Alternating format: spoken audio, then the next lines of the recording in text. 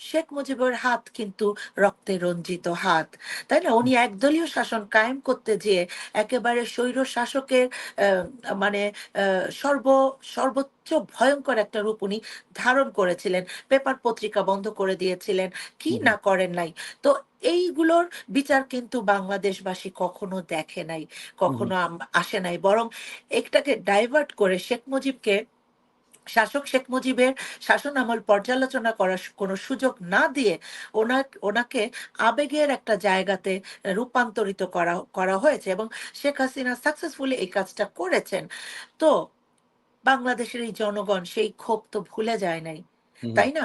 তারপরে আপনার এই যে এখনকার জেনারেশন যে তারা কিন্তু আপনি দেখেছেন একটা বাচ্চা ছেলে বলতেছে, "Sheikh Hasina messed with a wrong generation" তাই না? এইটা একটা Certainly. অত্যন্ত সত্যি কথা। আমরা মেনে নিয়েছি আবেগের জায়গা থেকে না ঠিক আছে বঙ্গবন্ধু শেখ মুজিব। বাট ওরা তো বাস্তবতার চোখে দেখবে। ভাই তোমাকে ক্ষমতায় বসানো হয়েছে, তোমাকে দায়িত্ব দেওয়া হয়েছে। তুমি এগুলো না করে তুমি তোমার ছেলেদেরকে ব্যাংক ডাকাতি করতে পাঠাচ্ছ। তুমি এইটা করতেছো, ওই রেপিস্টদেরকে সেভ করতেছো। তারপরে তোমার ছেলে যাতে এই আ আ ব্রিটিশ আর্মিতে চান্স পায়, সে হিসাবে তুমি গোপনে আর্মি চ্যানেলে ৳৬,০০০ তুমি ঘুষ দিলা। হ্যাঁ? তো এই ব্যাপারগুলা প্রত্যেকটা জিনিসই তো তার মানে কারাপশন এ ভর্তি ছিল। একটাও তো আপনার নৈতিক আ দৃষ্টান্ত আপনি দেখাতে পারবেন না যে এই কাজটা শেখ মুজিবুর রহমানের উ মানে অসাধারণভাবে করেছে। অসাধারণ। উনার যে বিশেষ, বিশেষ বক্তব্য ছিল সেটাও তো একটা মানে অনেক কিছু ইন্ডিকেট করে যে চোর আর চাটারের দল। হু, হু, তাই না? তো হু, এখানেই বোঝা যায় উনি মারাত্মক রকমের ফেইলিউর। তো শাসক হিসাবে শেখ মুজিবুর রহমান কেমন এইটার আসলে একটা মূল্যায়ন হওয়া উচিত ছিল নিরপেক্ষভাবে। সেটা হয়নি।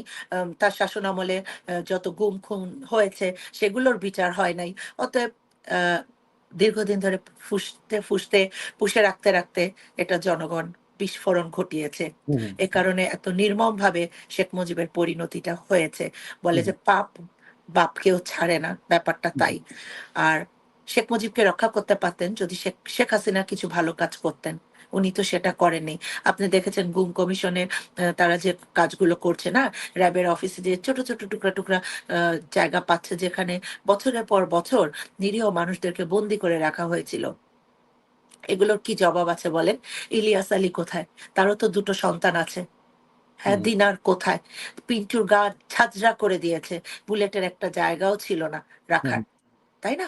হু, এরকম শত, শত হাজারো, হাজারো মানে মানুষের হাহাকার, এই অভিশাপ, দীর্ঘশ্বাস মিলিয়েই কিন্তু এই ৩২ নম্বর। তো এটাকে যে মানে বুলডোজারের সাথে মিশিয়ে দেওয়া হয়েছে, এটার জন্য আমার কোনো দুঃখ নাই।